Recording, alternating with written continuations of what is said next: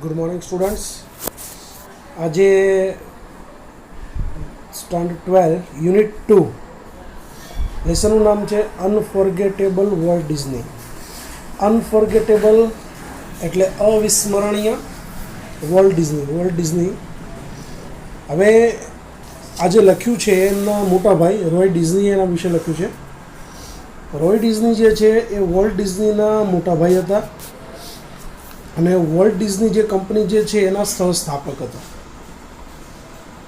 આ જ્યારે કંપનીની સ્થાપના કરી એની પહેલાં થોડો સમય તેઓ અમેરિકાની નેવીમાં કામ કરતા હતા અને બેંક કર્મચારી તરીકે પણ એમણે અનુભવ લીધો હતો.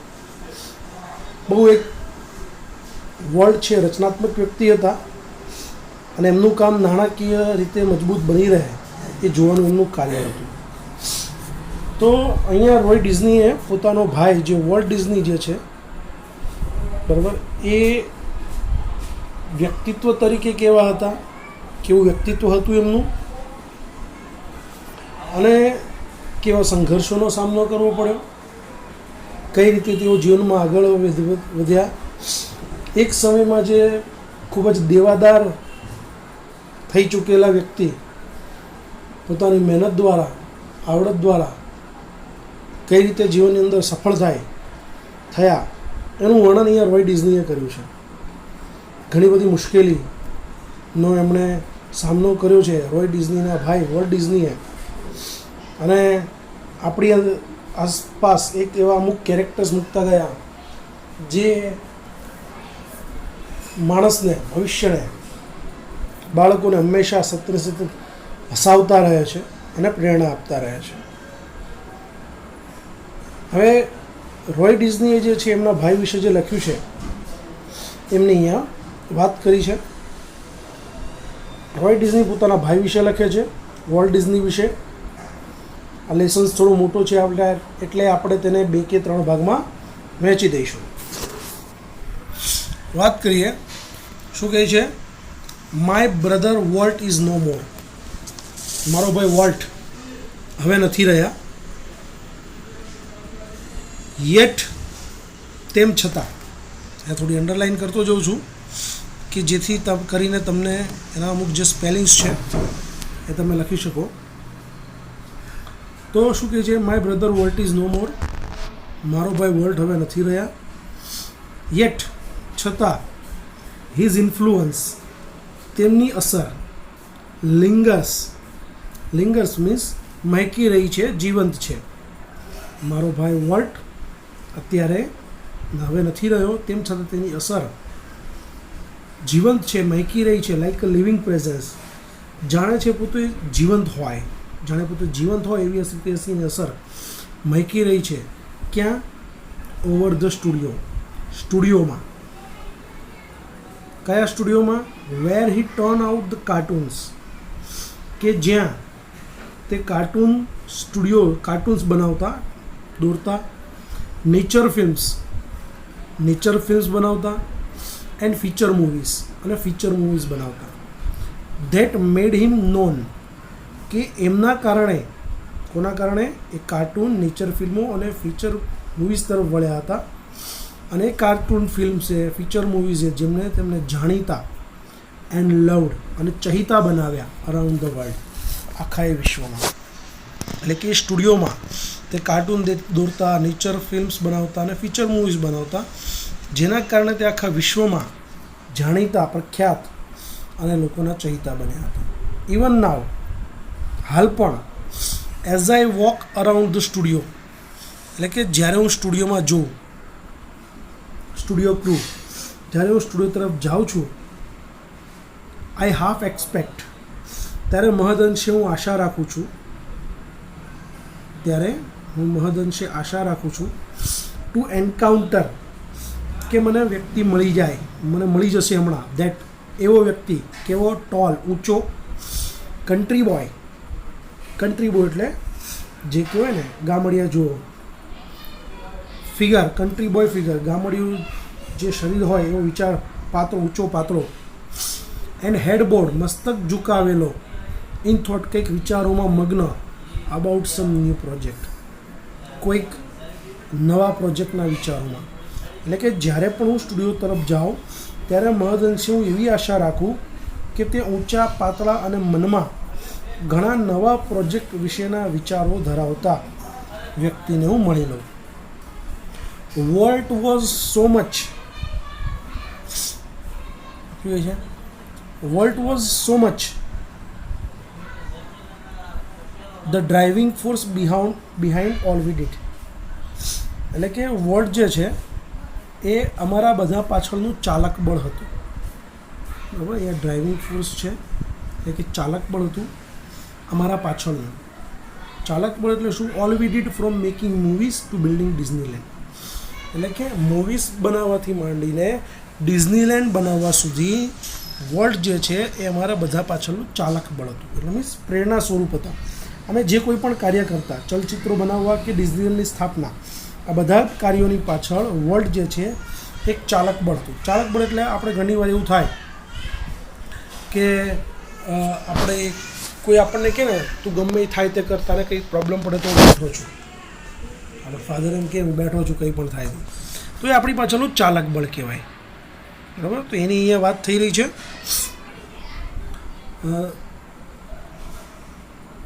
That people constantly mention his name, કે લોકો સતત તેના નામનો ઉલ્લેખ કરતા.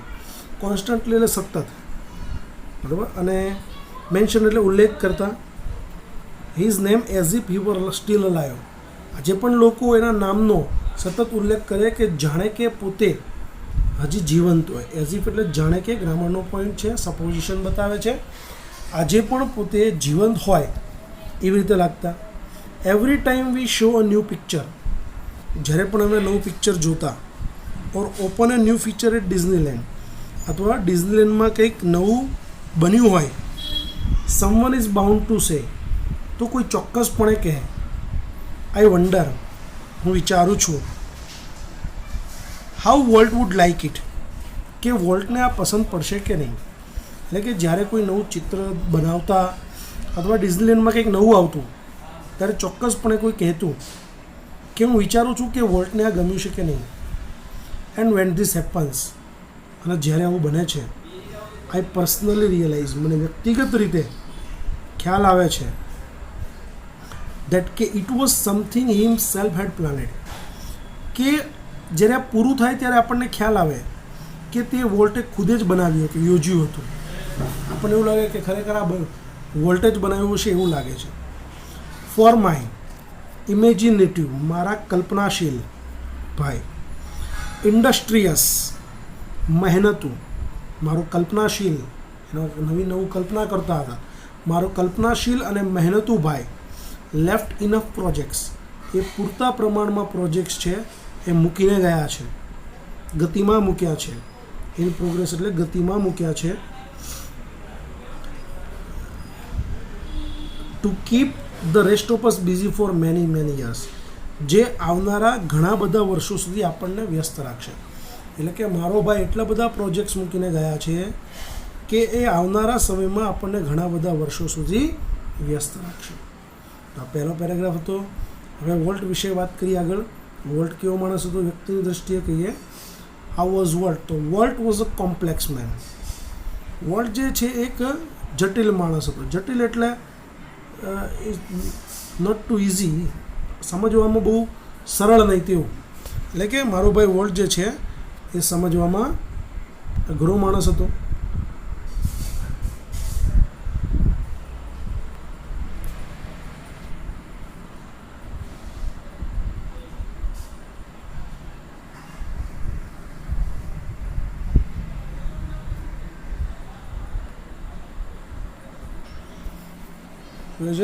Volt was a complex man.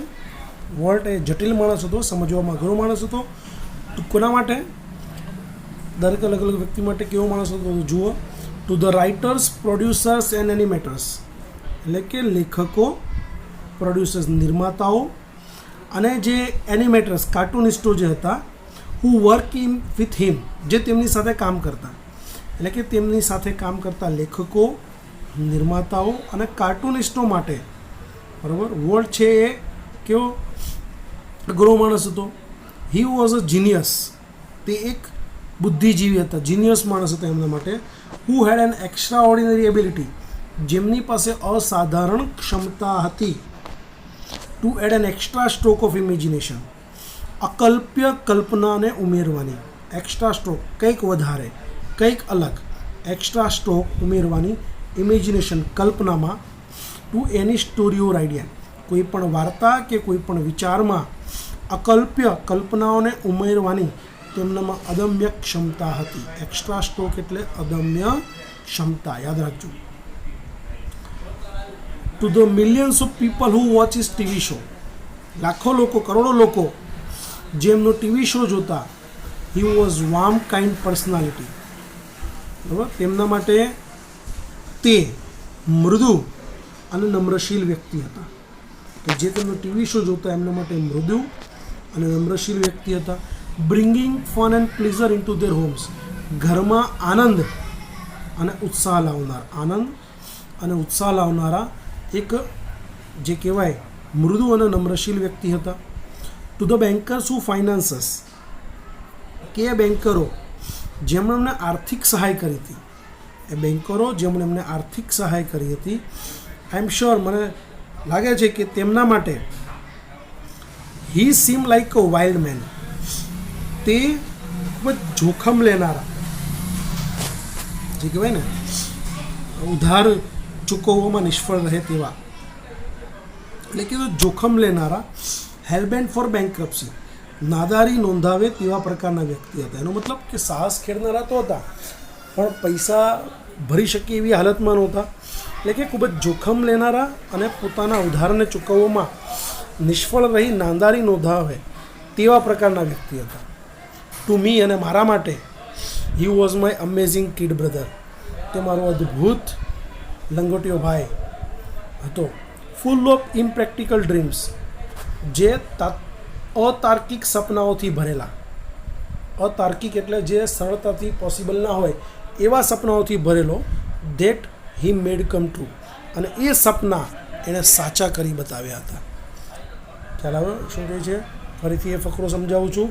Volt was a complex man, Walt એક જટિલ માણસ હતો. તો the writers, producers and animators, લેખકો, નિર્માતાઓ અને કાર્ટુનિસ્ટો માટે, હુ વર્ક વિથ હિમ, કે જે લોકો તેમની સાથે કામ કરતા તેમના માટે તે બુદ્ધિજીવી વ્યક્તિ હતો કે જેની પાસે અકલ્પ્ય જે કલ્પનાઓ જે છે એને ઉમેરવાની અસાધારણ ક્ષમતા હતી. To any story or idea, કોઈ પણ વાર્તા કે વિચારમાં. To the millions of people, કરોડો લોકો, who watch his TV shows, જે તેનો ટીવી શો જોતા. He was a warm and kindly personality, તે મૃદુ અને નમ્રશીલ વ્યક્તિ હતો. Bringing fun and pleasure into their homes, તેમના ઘરોમાં આનંદ અને ઉત્સાહ લાવનારો. ટુ ધ બેન્કરપ્ટ્સ હુ ફાઇનાન્સસ, કે જે બેન્કરોએ જેણે એમના નાણાં ધીર્યા હતા તેમના માટે તે જોખમ લેનારો અને પોતાનું દેવું નહીં ચૂકવનાર, નાદારી નોંધાવેલો નિષ્ફળ વ્યક્તિ હતો. અને મારા માટે he was amazing kid brother, તે મારો અદ્ભુત ભાઈ હતો જેણે અતાર્કિક સપના જોયા હતા અને જે તેણે સાચા કર્યા હતા. ખ્યાલ આવે દોસ્તો? આગળ જઈએ. ધ એપલ ઓર્ચર્ડ, એટલે કે એપલની જે જૂની વાડી, સફરજનની વાડી છે એની વાત થાય છે. કે સફરજનની વાડી અને વિપિંગ વિલો એટલે બેદમજન એ વૃક્ષ આવે. સફરજનની વાડી અને બેદમજનના વૃક્ષો જે છે, stand green and beautiful at our old farm, અમારા જૂના જે ખેતર જે કહેવાય, બરાબર, જૂની વાડી જે છે ત્યાં જૂની ખેતરમાં સફરજનની વાડી અને બેદમજનના વૃક્ષોમાં. વેર, જ્યાં વોલ્ટ સ્કેચિસ ફર્સ્ટ એનિમલ્સ, જ્યાં સૌથી પહેલાં વોલ્ટે પ્રાણીઓના કાર્ટૂન્સ દોર્યા હતા, ત્યાં એ જે સફરજનની વાડી જે છે અને બેદમજનના વૃક્ષો જે છે ખેતરમાં હતા સુંદર મજાના, ત્યાં વોલ્ટે સૌ પ્રથમવાર પ્રાણીઓના ચિત્ર દોર્યા હતા. આઈ રિકોલ, મને યાદ છે, how Walt and I would snuggle together in bed, કે કઈ રીતે હું અને વોલ્ટ જે છે એ સ્નગલ લપાઈ જતા એક સાથે બેડમાં, પથારીમાં. એન્ડ હિયર ધ હોન્ટિંગ વિસલ, અને વિસલ સાંભળતા ઓફ લોકોમોટિવ, જે ટ્રેન પસાર થતી, વિસલ કરતી જે લોકોમોટિવ એટલે ટ્રેન, બરાબર, એટલે કે રાત્રે જે વિસલ મારતી જે ટ્રેન જે છે પસાર થતી એ સાંભળવા માટે હું અને વોલ્ટ પથારીમાં લપાઈ જતા. Our uncle Mike was an engineer. અમારા આ જે કહેવાય બાજુમાં ટ્રેન બતાવી છે અહીંયા, our uncle Mike was an engineer. અમારા કાકા અંકલ માઇક જે છે એન્જિનિયર હતા. He would blow his whistle. તે પોતાની વિસલ વગાડતા, 2 વિસલ વગાડતા. 1 લોંગ એન્ડ 2 શોર્ટ્સ. એક લાંબી અને 2 ટૂંકી. જસ્ટ ફોર અસ, ફક્ત અમારા માટે. એટલે કે મારા કાકા જે છે માઇક એ એન્જિનિયર હતા અને તે ફક્ત અમારા માટે 2 વિસલ વગાડતા, એક લાંબી અને 2 ટૂંકી. Walt never lost his love for trains. વોલ્ટે ક્યારેય પોતાનો ટ્રેન પ્રત્યેનો પ્રેમ ગુમાવ્યો નહીં. યર્સ લેટર, વર્ષો પછી, એન ઓલ્ડ ફેશન ટ્રેન, એક જૂની પુરાણી train was one of the first attractions at Disneyland. તે ડિઝનીલેન્ડમાં આકર્ષણનું પ્રથમ જે કેન્દ્ર છે એ બની હતી. હજી એ ચિત્રમાં દેખાય છે, આગળ ઉપર જોયું તે પ્રકારની જે ટ્રેન જે છે એ ડિઝનીલેન્ડમાં પ્રથમ આકર્ષણનું કેન્દ્ર બની જ્યારે અમને ડિઝનીલેન્ડ બનાવ્યું. As far back as I can remember. હું જેટલું જૂનું યાદ કરી શકું એમાં પાછળ જાઓ તો વોલ્ટ વોઝ ડ્રોઈંગ. વોલ્ટ ત્યારથી ચિત્રો દોરતા. The first money he ever made was a nickel for a sketch of neighbours horse. કે સૌ પ્રથમ તેણે પડોશીના ઘોડાનું ચિત્ર બનાવ્યું હતું અને તેનાથી તેમણે 1 નિકલ મેળવ્યા હતા. 1 નિકલ એટલે 5 સેન્ટ, જે આપણે પૈસા કહીએ એવી રીતે એણે 1 નિકલ એટલે કે 5 સેન્ટ પડોશીના ઘોડાનું ચિત્ર દોરીને મેળવ્યા હતા. હી સ્ટડીડ કાર્ટૂનિંગ ઇન શિકાગો. અને શિકાગોમાં તેને કાર્ટૂનિંગનો અભ્યાસ શરૂ કર્યો. બરાબર, સ્ટડીડ એટલે અભ્યાસ શરૂ કર્યો શિકાગોમાં. And then started a little animated cartoon company. અને ત્યારબાદ એક નાની એનિમેશન કંપની શરૂ કરી ઇન કેન્સાસ સિટી. કેન્સાસ સિટીની અંદર. ધેટ ફ્લોટ, જે નિષ્ફળ ગઈ. કેન્સાસ સિટીની અંદર એણે એક કાર્ટૂન કંપની શરૂ કરી જે નિષ્ફળ ગઈ. I was in Los Angeles when Walt just 21. એટલે કે હું ત્યારે લોસ એન્જલસમાં હતો જ્યારે 21 વર્ષની ઉંમરમાં વોલ્ટે decided to tries luck in Hollywood. કે 21 વર્ષની ઉંમરે જ્યારે વોલ્ટે હોલિવૂડમાં પોતાનું નસીબ અજમાવવાનું નક્કી કર્યું. I met him at the station. હું તેને સ્ટેશન પર મળ્યો. He was carrying a cheap suitcase. તેની પાસે ખૂબ જ સસ્તી સૂટકેસ હતી. That contained all of his belongings. જેમાં તેનો મોટાભાગનો સામાન રહેતો. એનો મોટાભાગનો સામાન એ સસ્તીમાં રહેતો, જે બેગ હતી એમાં રહેતો. વી બોરોડ $500 ફ્રોમ એન અંકલ. અમે કાકા પાસેથી $500 ઉછીના લીધા. And volt started a cartoon series. અને વોલ્ટે એક કાર્ટૂન શ્રેણી જે છે એની શરૂઆત કરી જેનું નામ હતું એલિસ ઇન કાર્ટૂનલેન્ડ. એનું નામ હતું એલિસ ઇન કાર્ટૂનલેન્ડ નામની સિરીઝ શરૂ કરી. It was tough going. એ ખૂબ જ કપરો સમય હતો. Walt did all the animation. Walt જે છે એ બધું જ એનિમેશન કરતો. And I crank the old fashion camera.